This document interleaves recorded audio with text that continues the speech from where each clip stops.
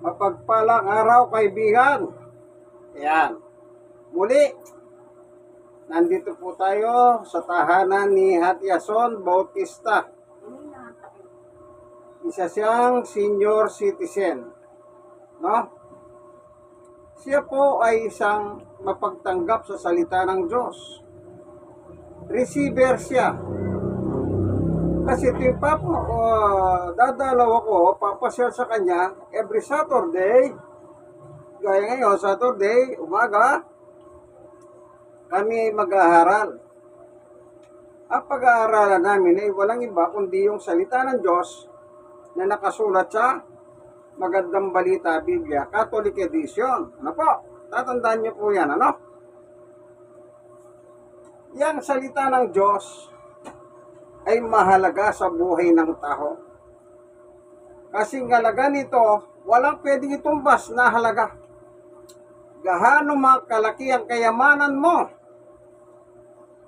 ikaw man yung pinakasikat sa buong mundo, hindi mo pwedeng tumbasan yung salita ng Diyos. Yung salita ng Diyos ang ginamit ng Diyos mismo. Lahat ng inyong nakikita sa inyong paligid, nang sabihin ng Diyos, magkaroon ng ganito. Nagkaroon. Salita lang yun. Ganon kakapangyarihan ang salita ng Diyos. Kaya sabi ni Apostol Pablo, nung siya ay nangangaral na, ang sinabi niya, isa lang. Isa lang. Tingnan po natin ano. Anong sinabi ni Apostol Pablo? Nung siya'y nangaral na, ganito po ang kanyang pinahayag. Oh. 20:24 ng gawa. Subalit walang halaga sa akin ang aking buhay. Magawa ko lamang ang aking tungkulin. At matapos ang gawain, tinanggap ko mula sa Panginoong Yesus ang pagpapahayag ng magandang balita o salita ng Diyos tungkol sa kagandahang loob ng Diyos para sa mga tao. Yon. Sipin niyo po, kung i-review niyo ang buhay ni Pablo, napakatahas ang kanyang antas ng buhay niya. Pero nang makilala niya si Jesus, yung lahat ng kanyang inabot, isinantabi niya, ginawa niyang isang basura lamang. Kasi ang sabi niya, walang halaga ang aking buhay. Isipin niyo po, meron tungkulin si Pablo nung panahon na yon. Sa panahon natin, katumbas ng isang senador. Pero, anong sabi niya? Walang halaga sa akin ito. Ang mahalaga sa akin, yung tinanggap ko kay Jesus. Alin? Yung magandang balita. Para saan? Para sa mga tao. Okay? Manalangin muna tayo bago tayo magpatuloy. Panginoon Diyos, samahan mo kami sa aming pag-aaral sa araw na ito. Kung tawagin dito, Bible Study, sa dakong ito ng Paraiso Street, Corner Lacson Street, District 1, Tondo, Manila. Turuan mo po kami, buksan mo ang puso ng bawat isa upang sa ganon pakinabangan namin ang iyong salita, sapagkat ang iyong salita ay pagkain ng aming kaluluwa. Hindi lang pagkain ng aming kaluluwa, ito ay nagpapagaling pa sa bawat karamdaman. Si Hatyason, Panginoon Diyos, sipuin mo po ang kanyang physical na pangangatawan. Meron po siyang nararamdaman. Tulungan mo siya, Panginoon. Mahawa ka po sa kanyang alalahanin ng kanyang buhay. Ang pagtanggap niya sa iyong salita kada Sabado sa tahanan niya. Alalahanin mo po siya, O Diyos. Hallelujah. Salamat po sa ngalan ni Jesus. Amen. Ngayon, pagpatuloy tayo sa sinabi ni Pablo. Ano po? Meron tayong babasahin dito sa, tignan po natin, 2:21. Yan. Wala po tayo kasing kodiko, Hindi po ako gumagamit ng kodiko. Kasi nung araw, sinubukan ko gumamit ng kodiko. Ako mismo, nalilito eh. Kaya, diretsa. Kung ano po ang pinapahayag ng Diyos sa akin, dumarating sa utak ko. Yan po ang aking ginagamit na binubuksan ko ang Biblia. Walang kodiko, walang anuman. Hindi gaya ng mga iba, kailangan may kodiko. Ako wala po. Kaya nga nananalangin eh. Ipinapasa Diyos ko, iniingi ang tulong niya upang siya manuna. Amen. Ganito po ang nakasulat.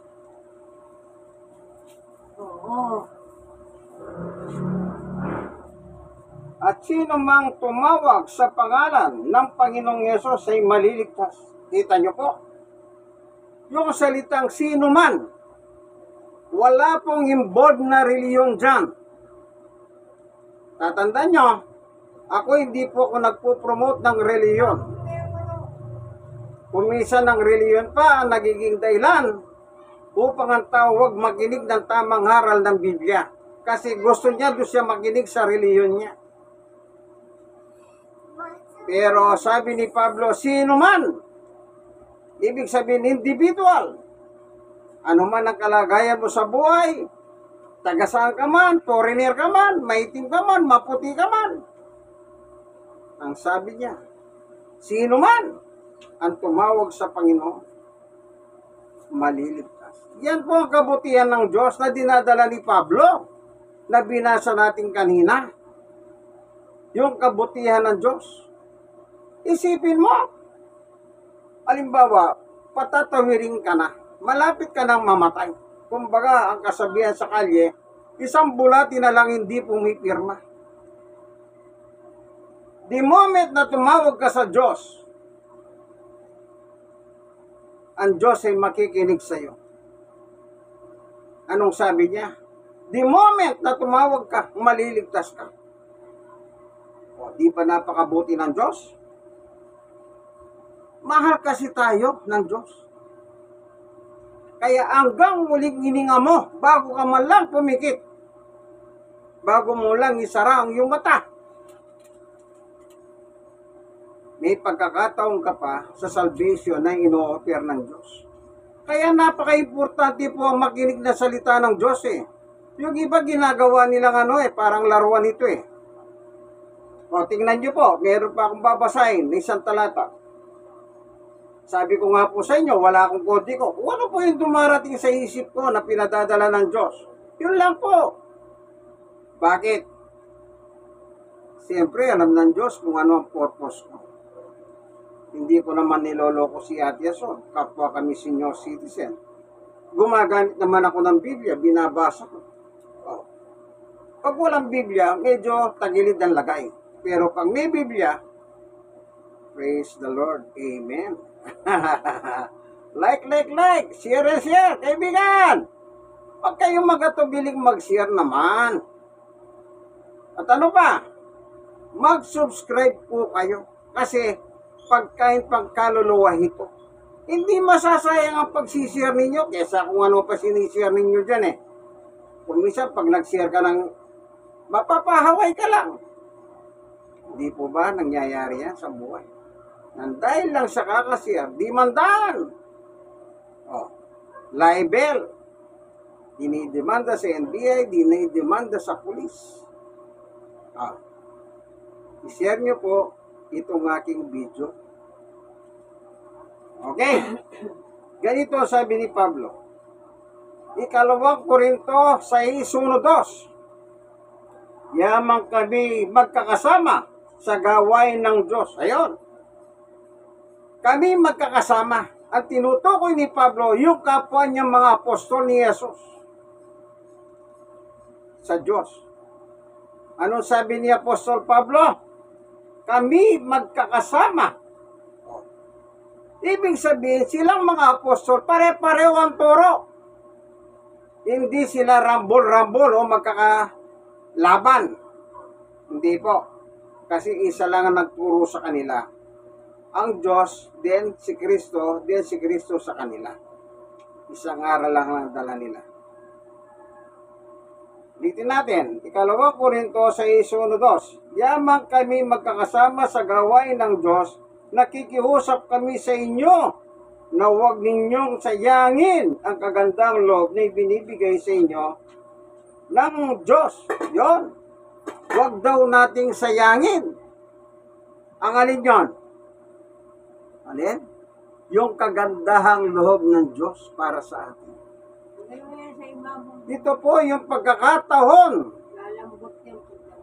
Ito yung pagkakataon kapag nakikinig ka para mo na rin nadadama ang kagandahang loob ng Diyos. Ang kanyang pagkalinga, ang kanyang pag-ibig sa iyo na nakikinig yan.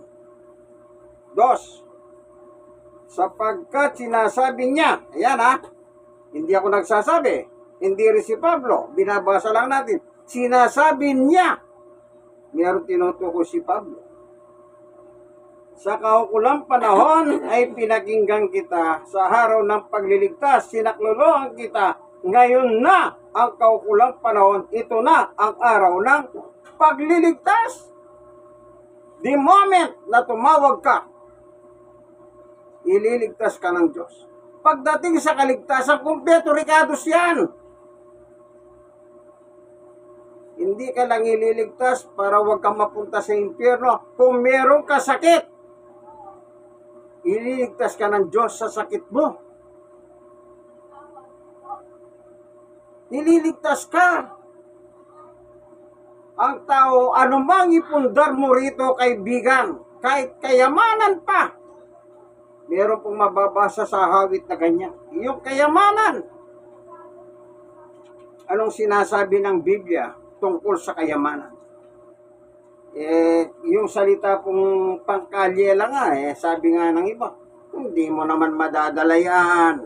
Di po ba ganon? Yung patay nga, nakakita ba kayo ng patay? Merong 100 na hawak sa pera? Ay, 100 na hawak dito? Doon sa loob ng nicho?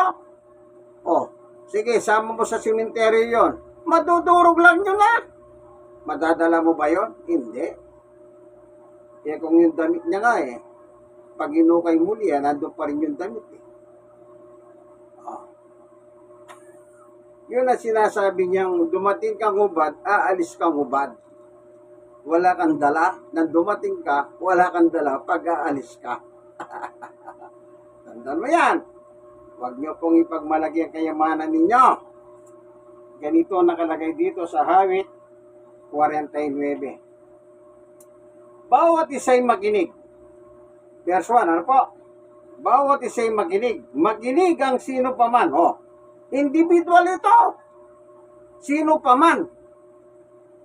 Kahit saan naroon ay makinig ang nilalang. Sino po ba yung nilalang? Hindi ba tayo? So, inobliga tayo ng Panginoon Diyos makinig. 2, kahit ikaw ay dakila o amak, ang iyong lagay, makinig na sama-sama, mahirap at mayaman. Inobliga tayo ng Diyos, sama-sama, mayaman at mahirap. Ibig sabihin, sama-sama. Ano po? Yun ang nakalagay, Ayun, sa sunod. Anong sabi rito? Itong aking sasabihin, salitang may karunungan, ating isipang iahayag, mahalagang mga bagay. Anong sinasabi ng Diyos? Mahalagang bagay. Ano yung mahalagang bagay? Siyempre wala na masasabihin ng Diyos kundi yung kanyang salita. Bakit? Hindi kasi sakop ang Diyos ng material things dito sa lupa. Diyos siya. Kaya ang wala siyang sasabihin kundi yung salita niya. Yun ang mahalaga. Meron pa bang mahalaga doon sa kaya salita ng Diyos? Wala. Tuloy tayo. Dito naman sa 6, ito nakalagay. Mga taong naghahambog sa yaman ay nananalig. Dahilan sa yaman nila ay tumahas ang pag-iisip. Hindi po ba yung mayaman, mayabang? Dati mahirap. Nung yumaman, Kayo na po sumukat sa mga kapitbahay nyo lang. Tignan nyo na. Yung wala nung yumaman, kayo rin ang makapagpapatunay kung ano ang naging ugali nila. Yan ang tama yung Biblia eh. Ambog. 7. Hindi kaya ng sino mga sarili ay matubos. Ito na po. Hindi kayang mabayaran, tubusin sa kamay ng Diyos. Tandaan nyo po yan. Tuloy. 9. Upang siya'y mabuhay ng hindi magwawakas at sa labi ng libingan ay hindi mapapasadla. Meron po bang halaga yung pera mo? Yung mayaman,